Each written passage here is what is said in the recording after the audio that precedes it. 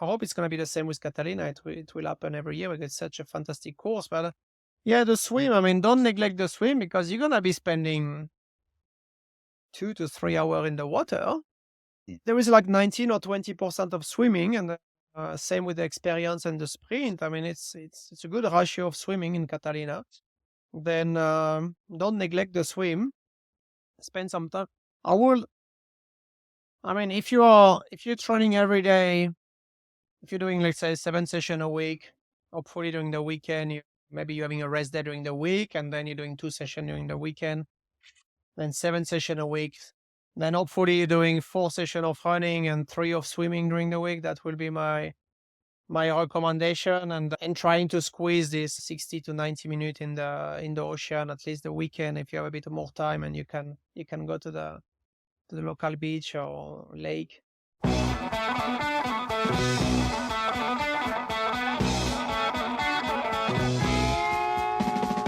Welcome to the Low Tide Boyz, a Swimrun Podcast. I'm Chip. And I'm Chris, and this is episode 265 of the show. We've got a great one for everyone this week. Joining us to talk all things training for the upcoming Ötillö Catalina race is none other, the one and only Coach Nicolas Remires, founder of Envol Coaching. He also happens to be the only person to win the one edition of Catalina back in 2020 with his partner, Francesc de Lanuza Quimero. Wow. I mean, your guess is better than mine. Not guess. Anyway, So we asked Coach Nico to come on to help get everyone that is racing or thinking about racing to this year's edition as prepared as possible, because as we talk about all the time, it's like, hey, you want to have a good time? Be ready for the adventure. So we covered a lot of ground in this conversation, and this is definitely one where, as we say often, get your notepads out. Get the notepads out. There's some knowledge bombs. Coach Nico, as from Envol Coaching, as he does when he comes on the podcast, will always be dropping some serious knowledge. I think this one is a great one. It really, although the training we're kind of pointed a little bit more towards the World Series because that's where the biggest body of work is, but yeah, I think it'll also be helpful for you. You might hearing this, you're like, do I have the time to dedicate to this involvement of training or this level of training? Maybe not. Oh, maybe I'll opt for the experience or the sprint distance, which is still, spoiler, it's still going to be a great time. You're still going to have fun. Yep. You still get to do a swim run. So you really can't go wrong there. Yeah, and we confirmed with Lars van Anger, the race director, that it's actually going to be the same course that we had in 2020. So that's great. In fact, in the show notes, you'll find a leg-by-leg breakdown for the World Series distance because that's not on the Ötillö site yet. So at least you'll get a sense of, we pull that out from the archives. 40Ks. So you'll get a little sense of what's going on. And yeah, so one thing we love about Coach Nico is, he definitely knows what he's talking about. And I think while, as Chipper mentioned, we talk mostly about the World Series distance, we do allude to the sprint and the experience and basically like, hey, you should be in open water. If you're not doing the World Series distance, you can do that for less amount of time. So if you're on the fence and you're thinking about signing up for the race, I mean, we got something else for you. Yeah. You can use the code LTBZ10 to save 10% off of registration. By the way, if you want to sign up for any other Ötillö race, you can use the code LTBZ15 to save 15%. The reason it's 10% for Catalina is apparently this race is insanely expensive to put on. Yeah, that would be my guess. So they can't hook it up as much, but they're still hooking it up. So if you haven't signed up and you're on the fence, that works for any of the race distances. Make sure you do that. And again, you got to trust us. This race is a whole vibe. If this is your first swim run or your 22nd swim run, it's just so great. So great. Yeah, and compared to 2020, there's also multiple different ways to get over there. Previously, you had to be on the island the day before, basically, but now they have day of ferries, so a lot more accessible for folks who don't want to stay on Catalina proper. But we obviously highly encourage it because it's just kind of cool that there's like hundreds of swim runners that take over this island, and everyone, after the race, just like, oh, hi, like getting Mexican food and margaritas after, or whatever you might be doing. And of course, big thanks as always to Lars and the Ötillö team for hooking it up with the discount code for you all. That should be all you need. This episode and a discount code is the push you need to get you over the edge to sign up to that bad boy. And yeah, taking Coach Nico's word for it. If you're hearing this now, you haven't got it started training, get started. Get started. Yeah, if you want to skip all the way to the end, or the TLDR type version is start training. It's Yeah. already here. It's coming up. It'll be here before you Do know some it. hills. Get some Swim in open hills. water. There Yeah, you go. I mean, the sort of principles that we apply to the World Series distance still apply to the sprint and experience distance because the course is very similar. The swims are obviously going to be the same. Runs is just shorter. So you just get to do a little bit less volume there, but still plenty of amazing tips there. And if you're wanting some more guidance and more coaching throughout, obviously Envol Coaching has multiple options in terms of coaching support, from a race specific thing to like one-on-one coaching if you want to go to do the Ötillö, the World Series World Championship there. So lots of options from Envol Coaching, but again, another amazing episode with plenty of knowledge bombs from Coach Nico. And with that, we'll saddle up and ride off on a buffalo, which you might see on Catalina Island if you are lucky. Just don't get near them. Don't get near buffalo. Just go. Do the race. National park rules. National Just leave park. them alone. Yeah. You know, they're nice, I think. I wouldn't chance it. Without further ado, we'll get into this episode with Coach Nico, Envol Coaching.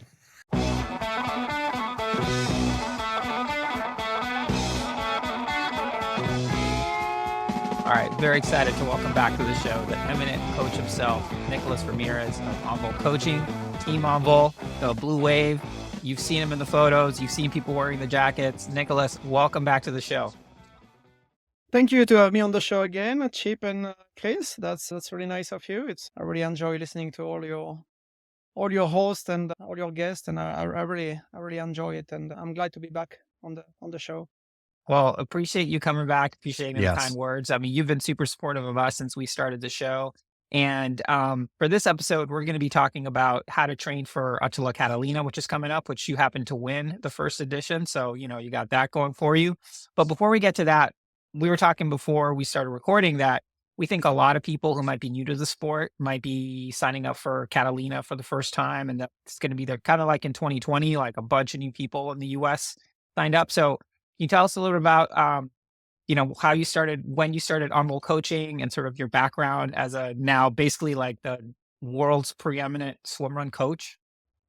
Yeah, well, everything started really in 2014 when I decided to start my coaching business, and when I started swimrun at the same time.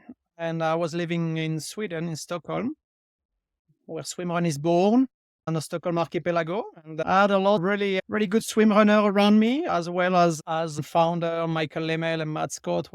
And they all put me into swimrun, and I really loved the sport from the beginning. And because I was starting my coaching business, I said, well, let's make it a swimrun coaching business. And it started really small in Stockholm, and it expanded quite quick. First in France, and then UK, some European countries, and then in the US, it maybe around 2018, 2019 started to get a few people who were coaching in the US, and I had the chance to come to Catalina in 2020 and to win this race, and that's when we got more American customer in Envol.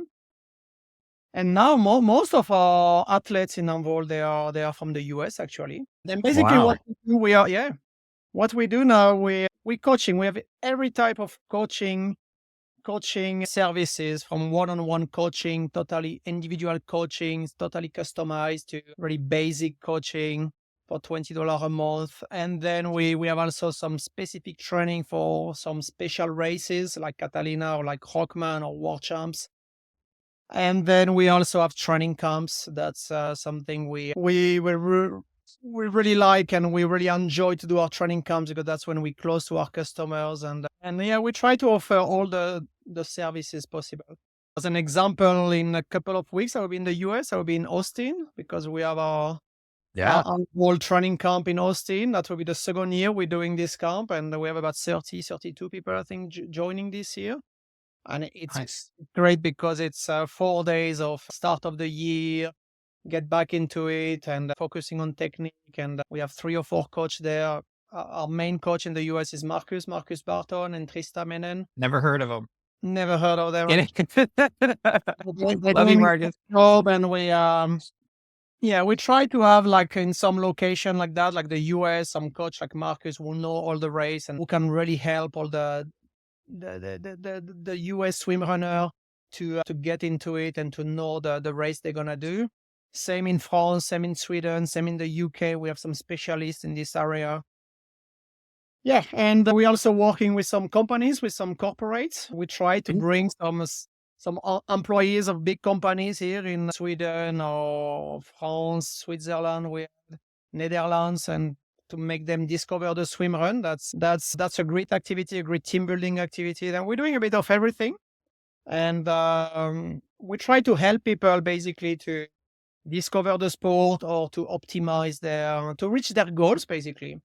And we have from world champions, because we had a couple of world champions lately, to pure beginner people that never done their first swim run, and they're gonna come up to us, and that's what we do. And now since 4 or 5 months, I'm based in the south of France, in the Pyrenees Mountains between Spain and France. And I'm doing exactly the same thing from here, and I totally rely on my coach in their location to do the job, and it's going pretty well so far. And we're gonna have actually some altitude camp here where I live in April. We see 2 people from a bit from everywhere in Europe coming to do some altitude training. Most of them going to Rockman, and that's perfect training for them. They're gonna do lots of elevation in a high altitude, and that's very curious to see how this first altitude camp of Envol will go. Nice. Well, yeah, I mean, Envol certainly offers a wide range of support for, like you said, new swim runners to multi-time world champions, and everything in between. And, we've talked to many swim run athletes, many who are Envol, being trained by Envol. I think the community aspect as well. And, Envol has such a wide reach from Sweden, UK, United States. Any race you go to, you can pretty much be assured that there will be some Envol team members there that you can buddy up with. And, share those. I say share secrets, but no one's keeping it a secret. World champions are happy to share their experience with the brand new people. And that's why sort of the community aspect and, like the Swimrun camp that you have in Austin here in February is such a good opportunity to really kind of like accelerate and jam so much learning in just a few days. It is. So yeah, it's really exciting to see how you all have taken off and really grown across the globe. And we have seen the last couple of years, really the last couple of years after COVID. I mean, lots of American swim runners. I mean, because of you guys, I mean, you did a great job with the US swim runners to tell them how good these world championships, this Ötillö, Sandam to Ötillö. I mean, if you are a swim runner, I mean, that should be your ultimate goal. I mean, to do this race one day, and you have been promoting this really well. And we have seen in the last few years, like so many US swim runners coming to Sweden to do this race. And we really, and when most of them, they are Envol customers, Envol members or Envol athletes. And we really try to host them really well when they come to Sweden in August, and to make a full week of preparation and take them on the course. We did a very good job in 2024 with Marcus, where we took them on the course like a couple of days before. And I think we try to reach your goal, basically. We're trying to help people to reach their goals, whatever goal it is. And even if you want to do an experience or you want to do you are more a sprinter, because lots of people, they don't have time to train for World Series or World Champs. It's too much time consuming. Then they want to focus on 2-hour race. Then sprints are a good good race for them, and we try to help them to be better at this type of this. That's it's a big community. And when I see now all my WhatsApp or all the Envol WhatsApp groups we have WhatsApp groups for every race. I mean, it's going like, especially with the US swimmer now, it's going like banana. They're talking all the time, and Whistler and Catalina, and nice. I love it. Flying is going all the time, and it's great because they all get the little advice when they need it, and I'm really happy I'm gonna be able to see 32 of them next in a couple of weeks in Austin, because it will be a big sharing moments, and it will be like a communion where we all spending 4 days together. I like these moments. You mentioned something, and Chipper alluded to it, how none of this needs to be a secret. Like training for swim run doesn't need to be a secret. Doing well at these races doesn't need to be a secret, which is why certainly for our show and for this show in particular, we wanted to talk about Ötillö Catalina. So this race has happened once in 2020. We thought it was going to be the year Swimrun. Kipper and I had put out like 8 episodes of the podcast before we showed up to this thing. It took us like 7.5 hours or something. Like we survived. The course is super hard. I've spoken with Lars Finanger, who's the race director, and confirmed it's going to be the same course as in 2020. So I think that's helpful in the sense that, hey, we know what the like-to-like breakdown is. We know what folks can expect. There's a couple legs in there that are particularly challenging. Certainly leg 1, where you pretty much race starts with a run, essentially right up a hill. Then you got to work your way down. Then you got a pretty long first swim. And then leg 5, which is the really big run where there's a huge climb. You're basically crossing the island, and that goes straight into, so big up and then big down. That goes straight into Parsons Landing swim, which is like the most technical, exposed, rough swim. And then you start making your way back with some long swimming towards the end. So Nicolas, we wanted to bring you on to just, again, we want people to be prepared for this, because we think if they show up prepared, they're going to have a good experience and more likely to sign up for another race and not have it be some sort of ordeal. So when swim runners are coming to you, or when you're thinking about what a training plan should look like for Catalina, what are your sort of chief considerations in the training and the buildup for this? Now that when the show gets released, we'll be basically 2.5 months, almost 3 months away. That was a good introduction of this race, what you did, Chris. Now, I'm 43 soon. I think lots of experience of racing. I've done all these big races, and what I can tell is, and I see all the people contacting us for advice, and some people coming to us now, and they're gonna join this start line ready coaching. Not coaching we have for Catalina, but it's only in 3 months. Then it's already almost too late. But we will give you all the tips possible to be as ready as possible. But I remember you guys. I'm quite sure I remember you from 2020 or maybe a few years before I met you. You are not as good at what you are today, because when I see you racing, you now, Chip and Chris, you're quite competitive now, because you built a lot of experience. Yeah, you do. You built a lot of experience during these years. You know what you're doing. You know yourself more, and you know the course more. All this. Lots of people, they're going to sign up for a race, and they don't have that.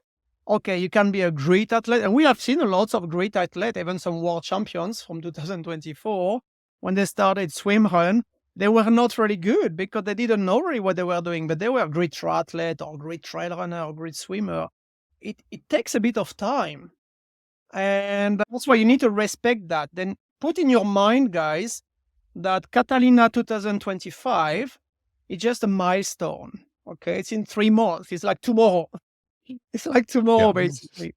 Then you're going to try to be ready for it as much as possible, because you're going to listen to our advice, Envol and Low Tide Boyz and all the experienced swimrunner around.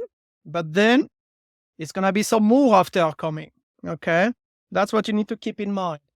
You mentioned, Chris, the first run, the 5th run, some really exposed swim. Yeah, that's a particularities of the World Series of Catalina. Even the sprint, it's quite challenging. This first run, I was checking my Strava. You can share it later. I'll send it to you on email. We were running this first run. I think we were running some 13 or 15 minutes per kilometer. Put it in miles. It's quite slow. Basically, we're walking. Hike. And that's at the beginning of the race. Like when basically you're finishing your morning coffee and boom, you go for a massive hill. How do you get ready for that? You need. Yeah, exactly. Then every Saturday morning, you're gonna do after your coffee, you're gonna go for your stairs climbing or your hill climbing, walking during 12 minutes or 15 minutes, because that's how long it's gonna take. And then you have, after maybe 2 hours of racing or 90 minutes of racing, you need to check my activity from 2020. You're going to have this long 550 meter climb elevation. Yeah. 4 kilometer long. It's long. It's 5.3 miles or 9.5 Ks. Yeah, which exactly. half of it is going up and half of it is going down. It's like, up and over the island, basically. And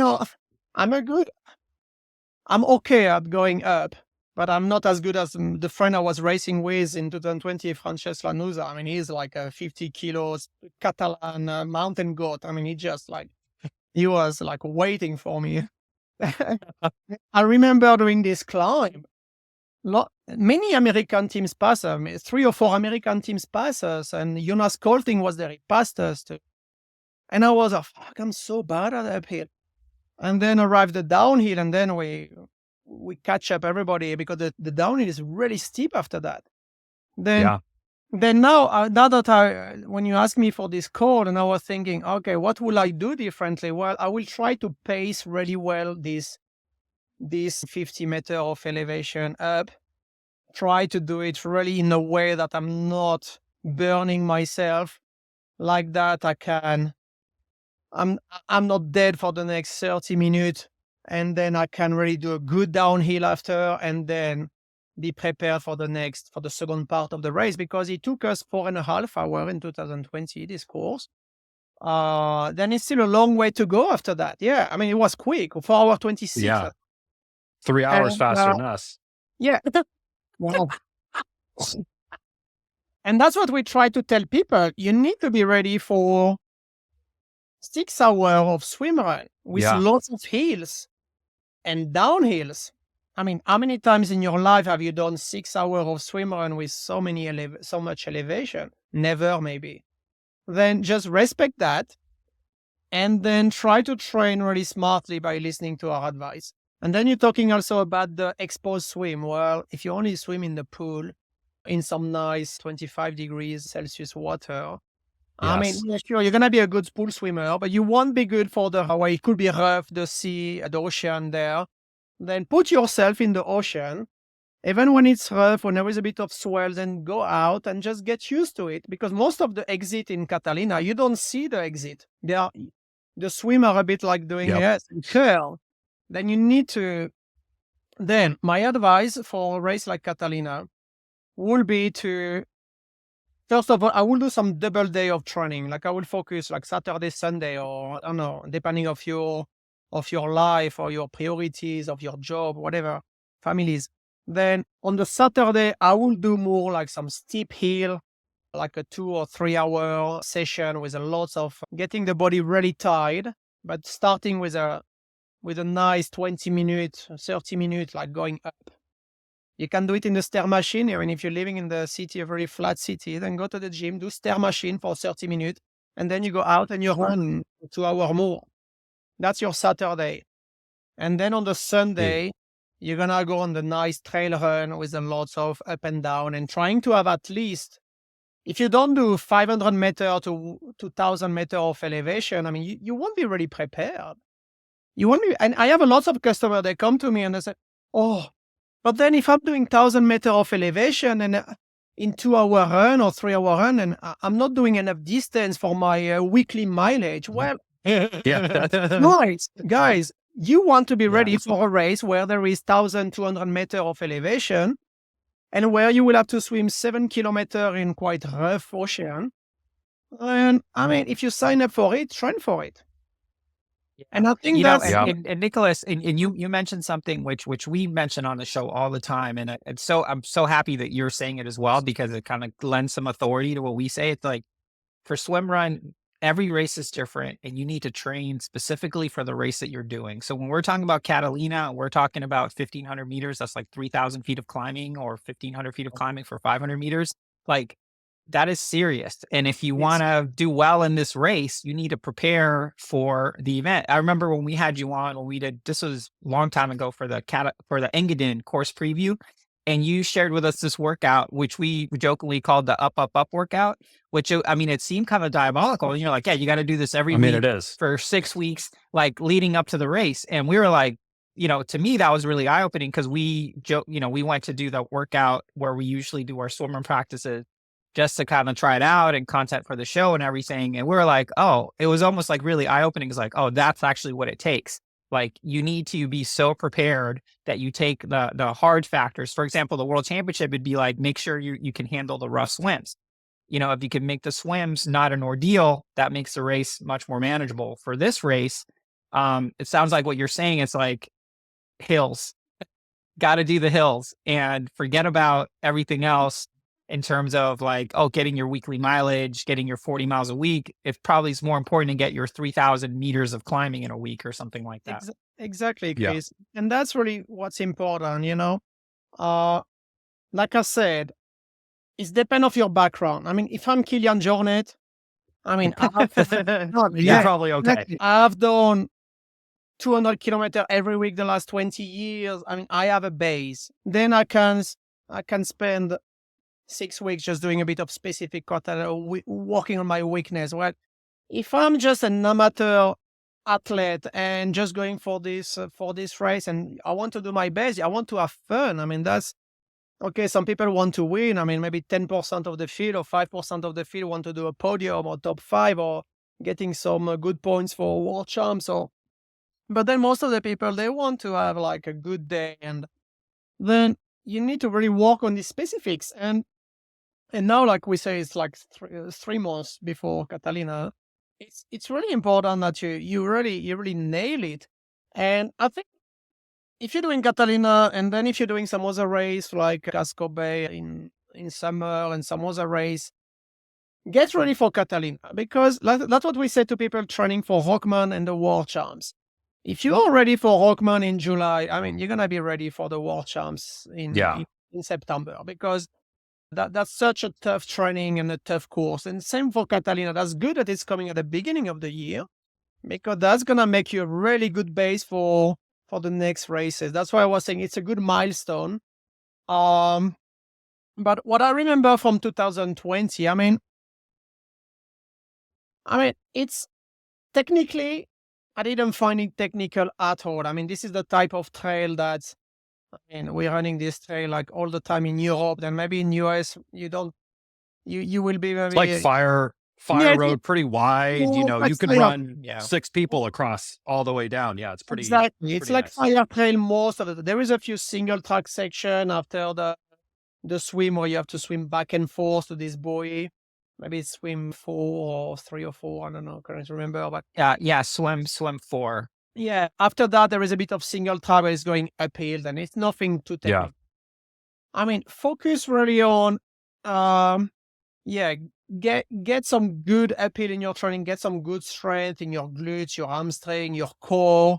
And then, the rough swim. I mean, it's like 7 kilometers of swimming on the water. This is a lot. I mean, it's really exposed, and the water, it's not warm. I mean, the water is quite cold. The swell, and then it's a bit of it's swimming in the ocean. I remember, I mean, I was a bit scared with the big fish and stuff, and then you need to get used to that. Otherwise, and same for the sprinters and the same for the experience. Get used to that. But I mean, you need to start now to do this preparation, and I would really focus on this double day with the running. And then during the week, if I can go and swim in the ocean a couple of times, one time in a week, one time in a weekend, I think that's necessary. And then like I said, I mean, it's a long event. Then, and hopefully you can share that with a partner. You're doing the duo race where you can do it in solo. If for sure it's great if you participate, but to do it with a friend is even better. Then try really to get a good feeling with your partner. If you can train a bit with him before, I think that's necessary, because it's gonna be a lot of up and downs. I mean, I remember with Francesc, I mean, I tell you, in the hills, I mean, he was just not screaming at me, but he was saying, Nico, come on. I mean, it's so easy. I mean, just put in front of the other and just come up. So, well, man, I'm carrying more kilos than you. I mean, it's easy. Yeah, well, I mean, I did Rockman with him a few years after, and it was the same. In the stairs at Rockman, he was saying, Nico, you need to do the stairs 2 by 2. That's the way we do stairs. Say, no, French. My way of doing stairs is 1 by 1, and just let me do my stairs. Just go. No, but it's great. I mean, we have different abilities. If you do the race with a partner, you need to know each other, because this is a type of race. It's going to be lots of up and downs. And it's a race where it's quite easy to remember the course. I mean, the way it's done is like a bit of a butterfly when you pass by the start a few times, and it's really important that you know what's going to happen. I mean, it's only 7 or 8 swims. I mean, it's not many to remember. Then you should really like start preparing yourself, knowing the course, and like we were talking about this long run with this 500 meter of elevation. I mean, it's coming like after 90 minutes, 2 hours to the race. I mean, that's why I would really focus on, you're going to be already tired when you have to climb this 500 meters and then going down on the other side back to zero. Then you do that on day 2 of your training when the body is tired and you've done lots of stairs on day 1 or lots of steep hill. Then you go for some undulating course, at least 500 meters every Sunday. You should climb that. I mean, it's Loaded. maybe you want to do the big maybe you want to do the big mileage that you do when you're preparing yourself for a flat marathon, but you sign up for Catalina, then make all the chance on your side.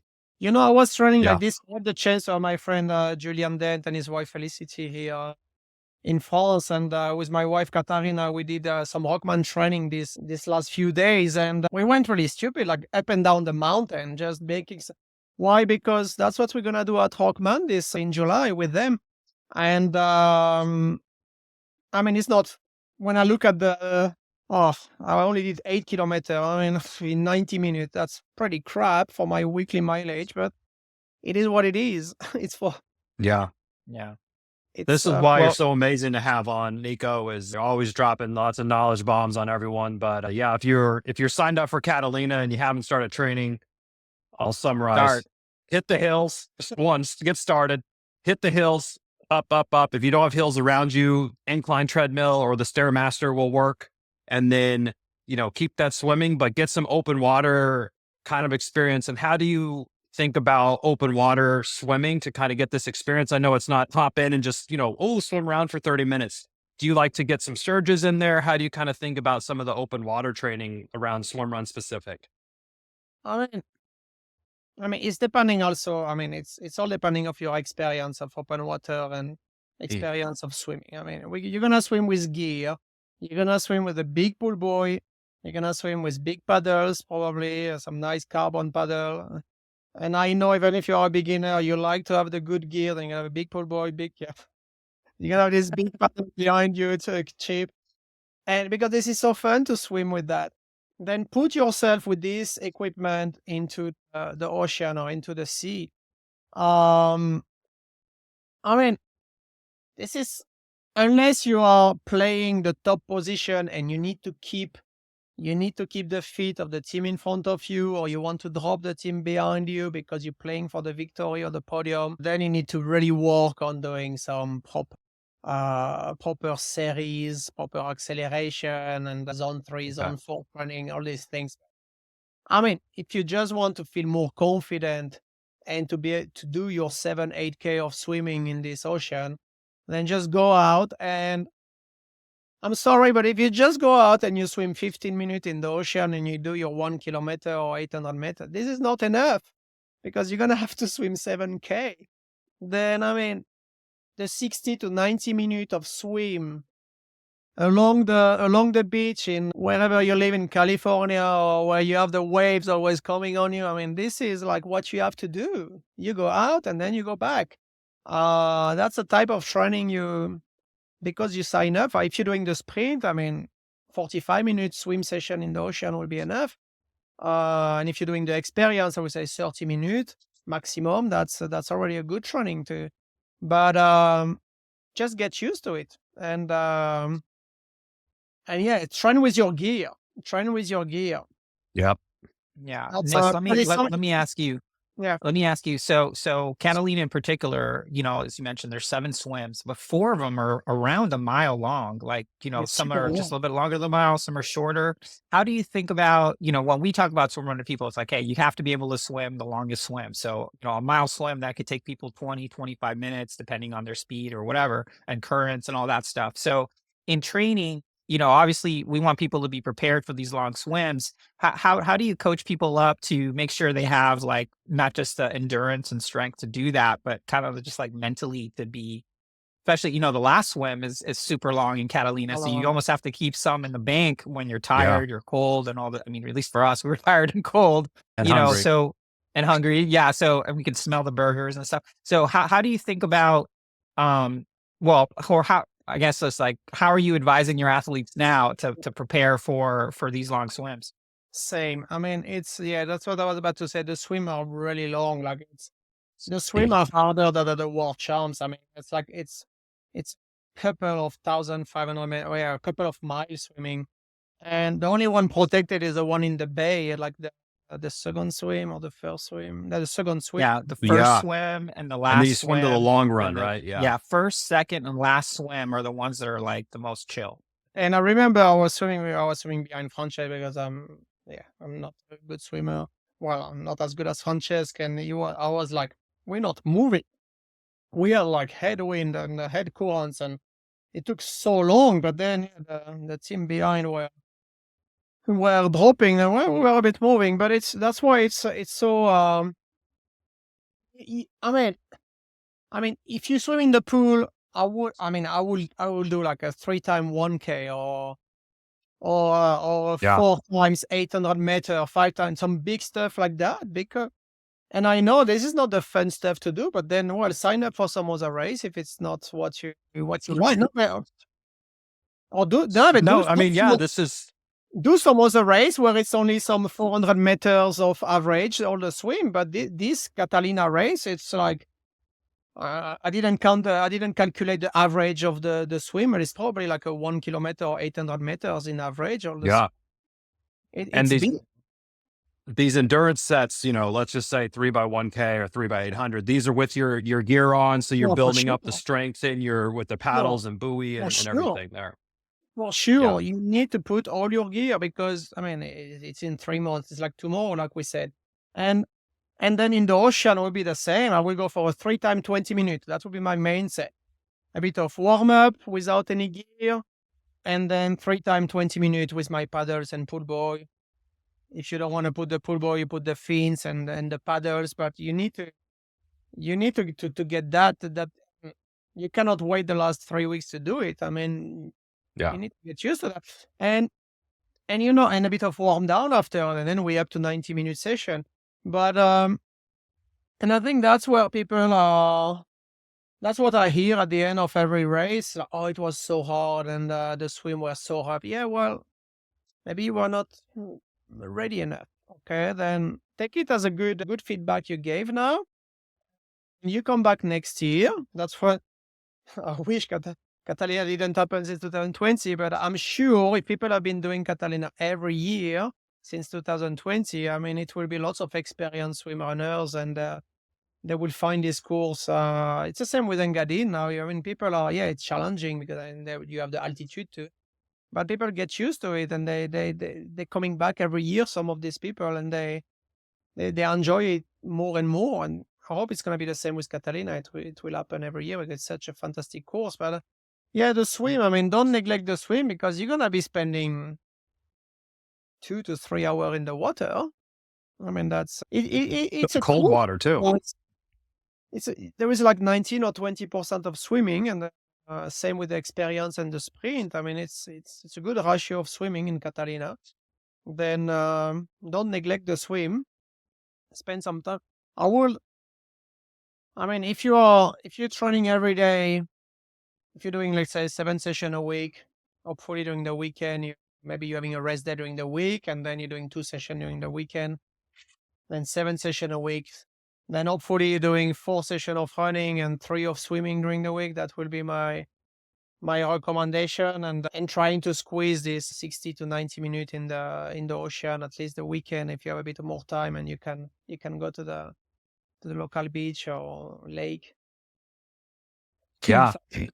And all sound advice there. I think Chris and I, we re-listened to our Catalina race report episode from 5 years ago now. But I think one thing now, thinking about it, especially the way the race is laid out with the big hills and big swims, fueling is really important here, because if you kind of fall behind right off the start, you're like really depleting a lot of your fuel with these kind of intense runs and then really long swims. Like, how do you think about kind of fueling throughout a race that has like more longer endurance segments?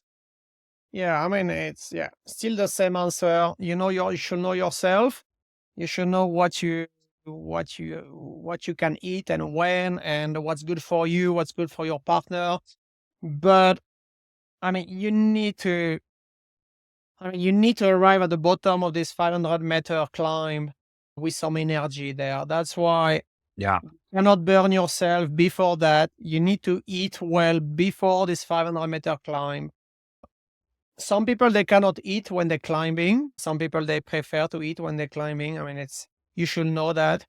But then I would try to really fuel up myself before this 500-meter climb, this long run. And then when I arrive on the top, there is a bit of a plateau on the top, then I refill myself, and then I can be ready for the second part of the race. But it's, I mean, this type of event, I mean, they are so long. I mean, this is like, I mean, some of people are doing this Catalina race. I know they are experienced marathon runner and stuff. I mean, when you're a marathon runner, you are really like strict with your fueling, and every 30 minutes you're having your gel, and then you have your energy station every 5K or whatever. It's the same with a swimrun like that. It's exactly the same, but you need to be a bit smarter, because there is some long swim in between. During the long swim, I mean, you cannot fuel yourself, and you're going to waste a lot of energy moving in this ocean with the currents and everything.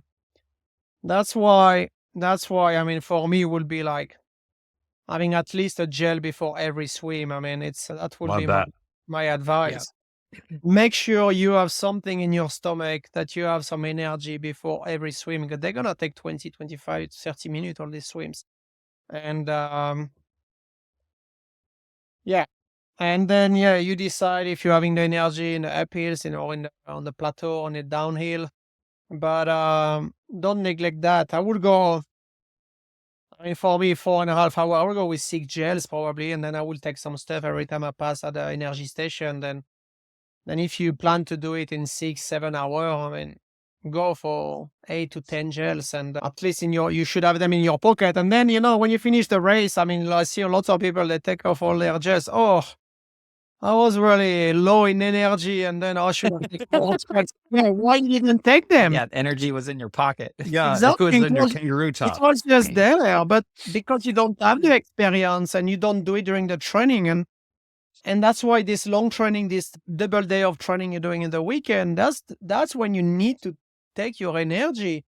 And I hear some people, they tell me, I mean, that's true story. They tell me, oh, but the gels are like €3. The gel is too expensive. I cannot use them during the training. Yeah, but I mean, you're doing a race costing like $700, and it's gonna cost you, like, with the travel and with the accommodation, I don't know, $2,000 for the weekend. And then now you're telling me that you don't want Like to train, $100 on you gels. don't want to No. train your nutrition, that put an extra $100, and that's train the 3 months before with the energy you're gonna use just to get used to it. This is like,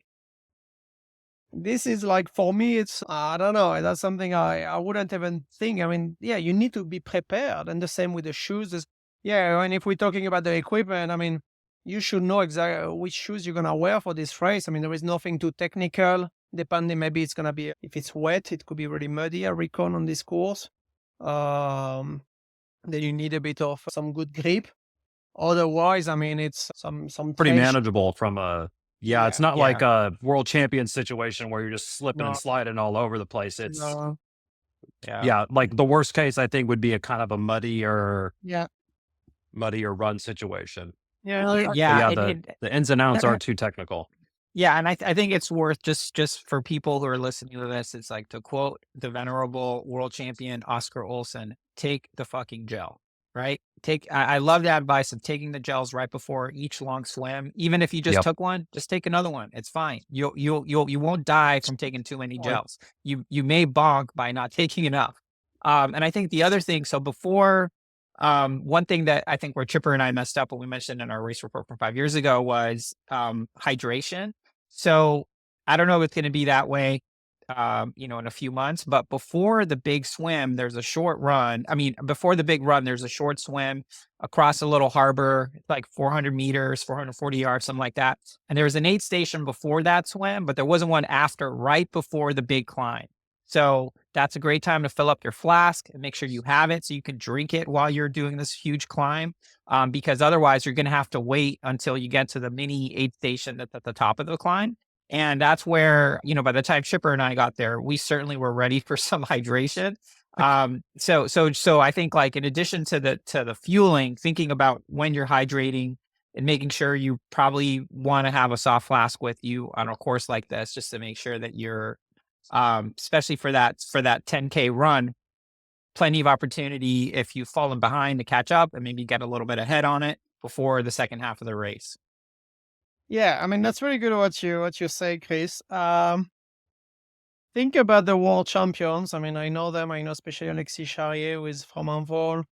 He always have 2 flasks with him, 2 flasks of 500 milliliters. I mean, they're drinking all the time. You need to be hydrated. And that's, you're going to be in your race, excited. It's going to be maybe a bit chilly because the water is a bit cold. You don't feel like drinking, and then you're going to be missing that. And that's what I do in every of my training. I always have a flask on me in my belt or on the bag or inside of my pocket of my jacket. I mean, just to drink, because that's something we forget so easily.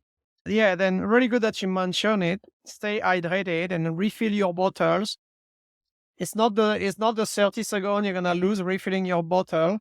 It might be like 10 or 15 minutes at the end of the race if you're losing hydration that you're gonna lose. Then spend this 30 seconds to refill your bottle, guys.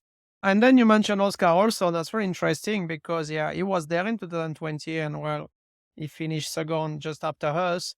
And we had a good battle for most of the race with Frédéric Axegon. He was racing, which was a world champion. I mean, it was a great team and great athletes. I mean, they are both world champions. Yeah. But then Oscar got some hypothermia. I think he got cold. And I mean, this is a tough guy. And then you say, okay, how come a guy like that got hypothermia? I mean, it's like, the choice of the wetsuit, the training, the travel, all these little things. I mean, if guys like that got hypothermia, that's mean that, this is tough. You need to really make sure you have the good gear. You have the good maybe layer under your wetsuit. For sure, I will put this kangaroo top, maybe the thermal one I will put. And I will probably put my wetsuit down to do this 10-kilometer run and just run with a kangaroo top. That's, I think, how I will do the race if I was doing it in April. Well, who knows, maybe I will. But I didn't decide yet. But I'm thinking We'll about see you it. there. Exclusive. It's around your birthday time too.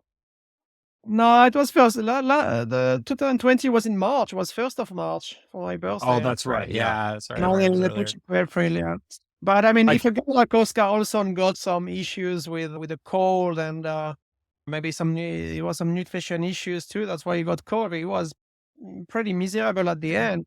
Well, I heard from him that he was wearing at that point, The VIG. yet to be released, the VIG, which was like the thinnest suit like ever, which that, obviously that now in hindsight, that seems like a bad choice for that race. I think if you're thinking about wetsuits, Nico, we're always like, hey, be conservative. You can always cab down, right? It's easier to cool off if you're hot, but it's much harder to warm up if you're cold.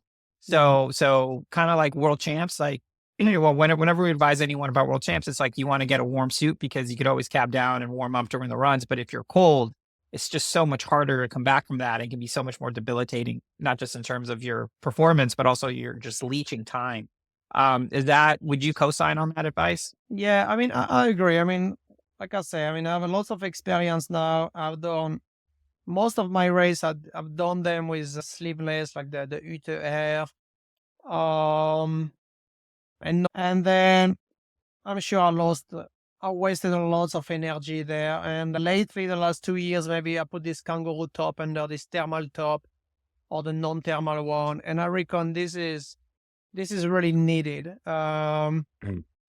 Especially if you're like me and you don't really it's not really a problem for you, the cold, but for sure you're gonna leave there some energy. But put an extra layer under like this. You can put your stuff in the pockets, and now you see, I mean, all the top swim runners, they all have this under layer just to put their stuff, and then they just cap down. I think that will be. I will go to Catalina with a good thermal top, and then probably the sleeveless, the Ötillö Air or the Ötillö. That will be my. Unless it's a really cold day, I will go with the Ötillö X. Sorry. But otherwise, yeah, that will be my recommendation. I mean, put a layer under. Put one of these tops are really good, and the pocket is so big you can put so much things. It's really worth it. It's really worth Yeah, it. and it's the same sort of single-threaded sort of advice that you've been giving us is like, know yourself, right? Oh. How do I handle cold water? And you're not going to know that just magically without swimming in cold water. So how do you do with your gear? Practice in the cold water there. You will understand, hey, do I need the halo? Do I need 2 swim caps, Okay. thermal, whatever? Like, you got to practice this to find out, to know yourself, know how you handle nutrition, know what kind of your hydration strategy looks like. So just really having the reps in this scenarios and the situation that you're going to have during the race. Can you fuel when hiking up the hill or putting in efforts up the hill? No. Okay. Figure out when you're going to be able to do that because you need to take that on. So putting yourself in a lot of the similar experiences that you're going to have in the race, and then sort of taking note on yourself. Oh, I know I do this, and this well uphill, or I can't do this and this and this. And then you kind of adjust your sort of strategy throughout. But like you've been saying, Nico, know thyself. Know thyself.